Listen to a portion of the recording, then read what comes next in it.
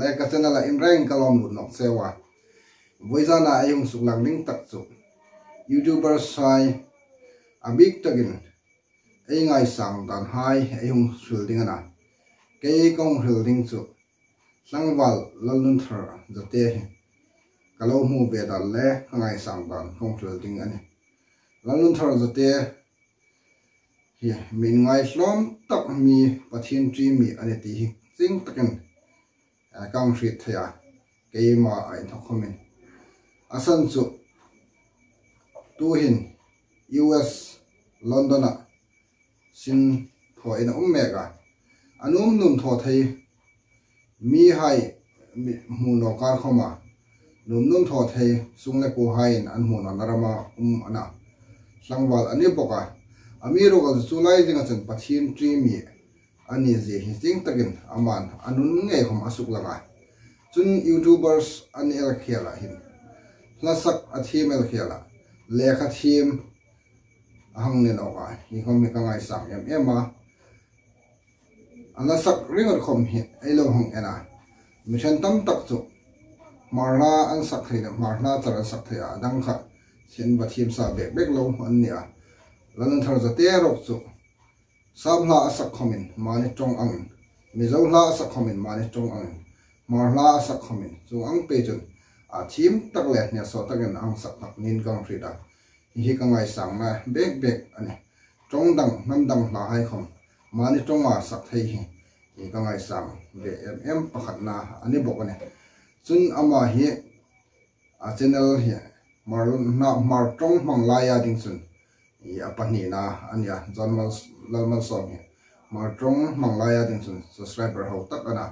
lan thar jate hi ya dawngtu anya chuleiin a channel ming in rit num ani chun a spelling kern ai hong thil ding ani ZATEA HN ZATE jate tin YouTuber type la a channel low and thei ti chuleiin lan thar jate a channel la subscribe no hai khoma subscribe bell icon hai kha lo click a katagan thokhan mail ai hang thei thei ding ani ti chu bojan hen toy ta ai hang suklo nerose kalomi. Hi everyone, Priscilla, Fire Stream Electric Veng, Haflong Mi Kania.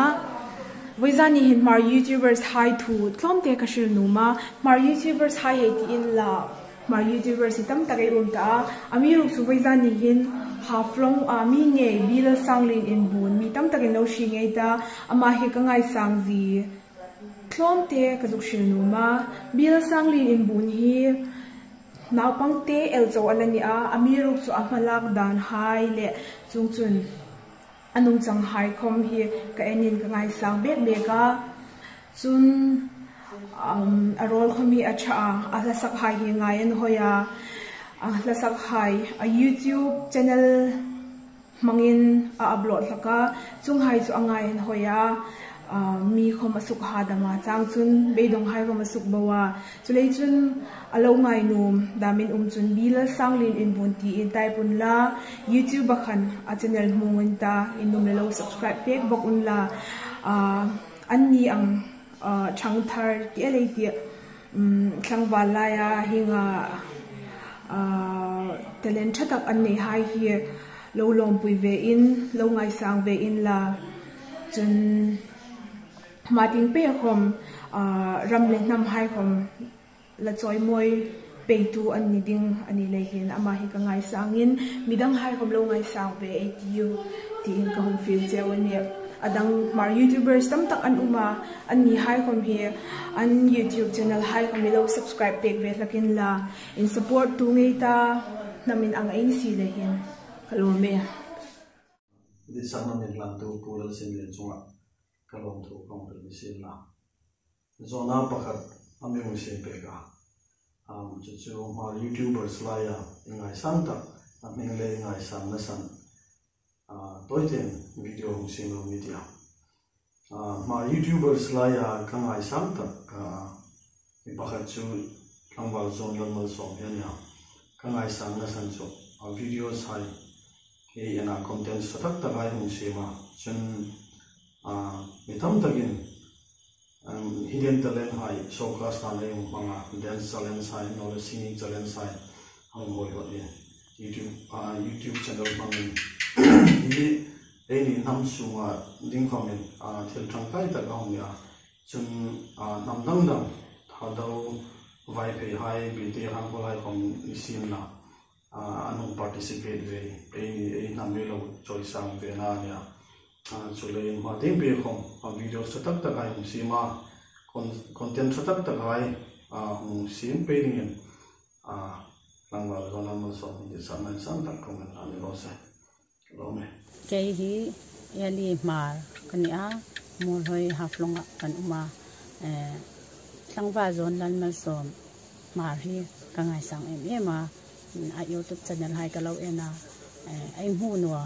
ai hu phang no ding ai fit phang no ding ai son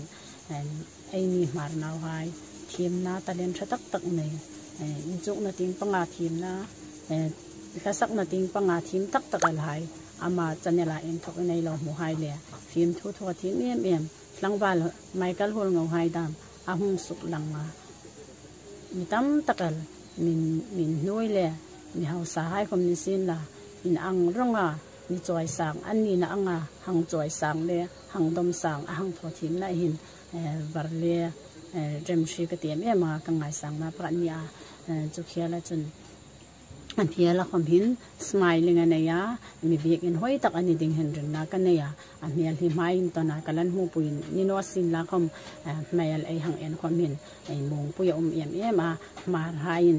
sangbal fel takal YouTuber ai hang na hi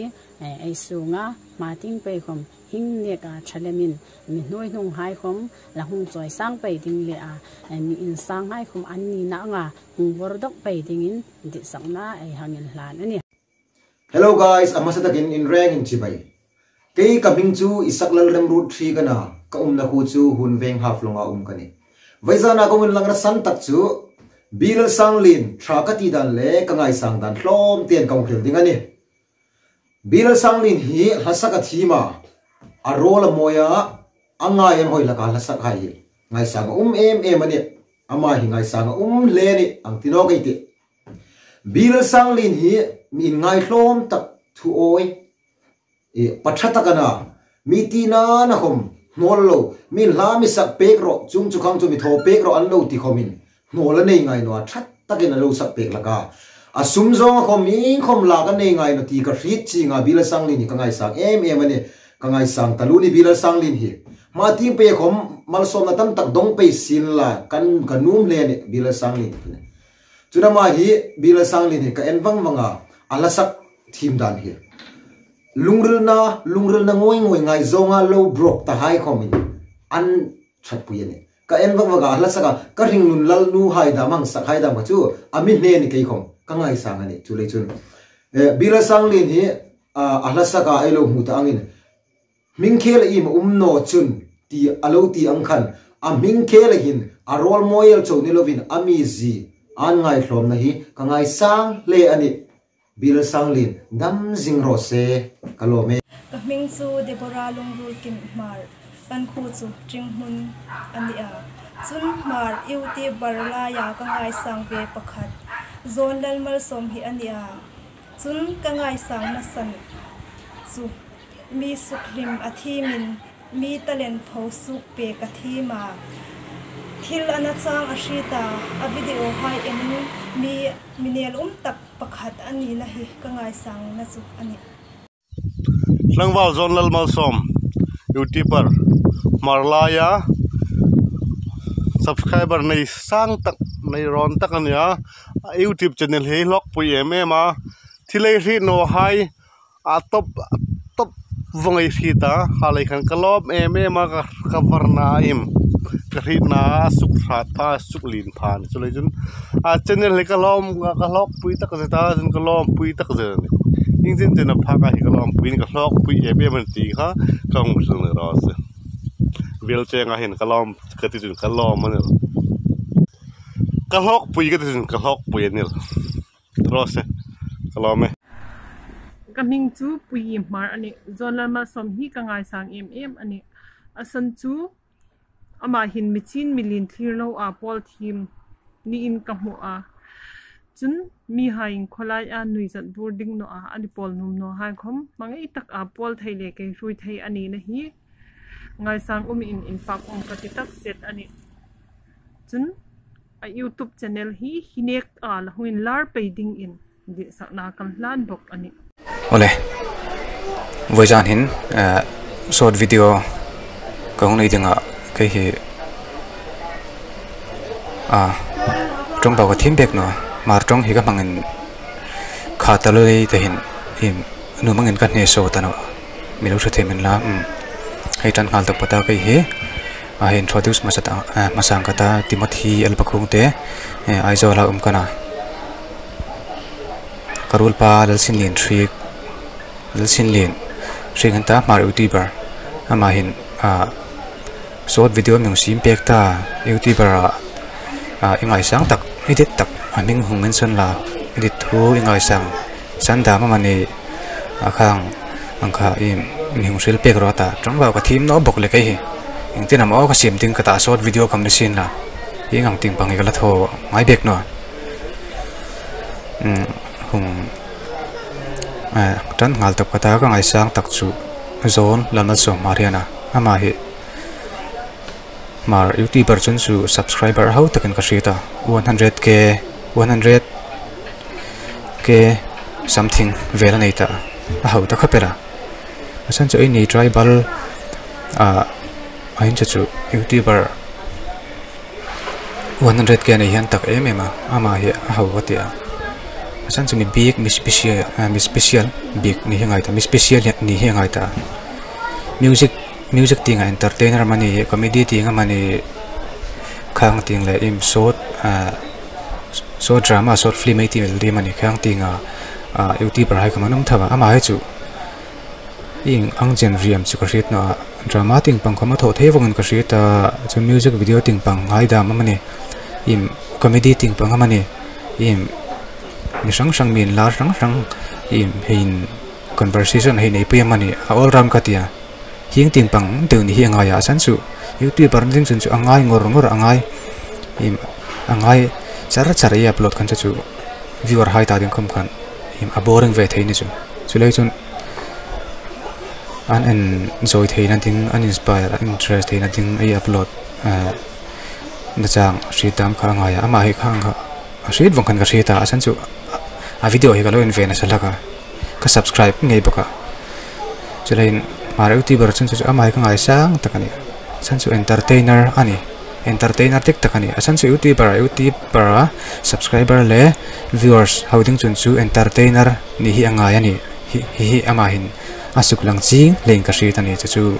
toy ten kong sil daro se kalome kaming chu vasti tulor ana ka na khu chu megelaya silkana kana zon lalmal som Hmar naw lai chu alo ngai sang le ema achene la thil a hu ko sai re khom ni a en an hoi anal ya Hmar nam ta dinga achene la hin thil thatak tak thu thatak takal a hu ko sa Hmar nam choi sang tu ala hu ni pe theina dingin ka dik sakna in sang tak kan planan kalo ni voisun hingang promotional video board sai tu pulol silni thri ka chunga ropu iti tak zedani chun kei hi video in lang ding amim dit sak na hi lom ka ti tak zedani voisuna ka hilding chu zonal mal som ninga ta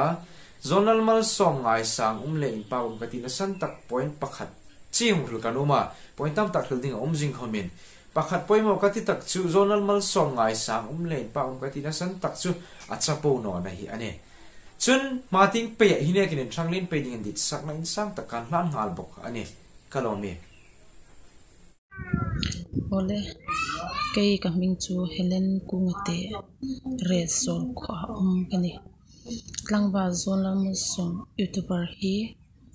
kalau ngai sang ve ema kalau ngai sang na san hai chu ambik takin Hmar naw hai muntin leram tina hai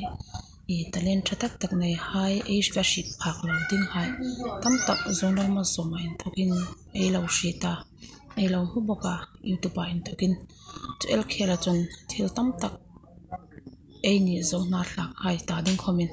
atang kai ema chun abik takin marnau hai laya YouTuber chapol tak athatak subscriber khom hau tak neiron tak nin kang shita alom pui em ani okay hi rezol Dima Hasau district sunga kania kaming chu ramtran kungate kania abik takin Hmar nawa YouTuber sangwal zonal mal som hi kaya me malta comment kangai sang khopela chun nama hi ini jong na tla ka ding chun clear big nei lo ania a YouTube channel reng reng ai an khom hin ngai sang hi ka ti no thei no a kangai sang khopela jong na tla reng reng hi clear big ka nei no a chunama an thokin mar naw hai khom Hnam dang hai an thokin mi ri te hang lo boka chul khela subscriber nile like nile ama hi marnawa ding chun akhialan umin karing no a chulei chun tangwal zonal mal som hi kangai sang khopela ke adik takin tingkati yama no hi marnawa ding hin chu ama khum heila umdi mo hinga YouTuber ting hin chu ti dam kangai tu a chuleiin tangwal zonal mal som hi kangai sanga pathin thule la ting hom ni sin la khwer hai khom central khwer Asia central khwer khom lo thang la kania tu hin hong fe pen central khwer lo thang ta no sin la khom YouTube channel hai hongin chungchun marnawa ding chun subscriber anei pron tak nin ka rita ngai sang mi ka ti khopela chuleiin tangwal zonal mal som hi kangai sang na thu hlomin kong ril ni sin la mating pe ya ding khom ni sin la a channel hai hi lo hlutsak ta lo subscribe pe ta like hai le lawang tho sup pe ta chun thil tha tak tak hung tho hai moral tak tak hung thoi khom hi lo share pe dingin YouTuber nei tu tangwal zon YouTube nei tu tangwal zonal mal som a channel subscriber tu hai powin athil tho hai phot he like le share kha ei thing hel no ding ni sin la chuna la jom no tu subscribe no tu hai khom khan tangwal zonal mal som a channel kha lohang subscribe sup dingin kadi sakna mi pui chung hom kan hlan ni sin la chulei chun tangwal zonal mal som hi kangai sang na thu hlo ma chung chen chu kang thil thi ni ro se best of luck tangwal zonal mal som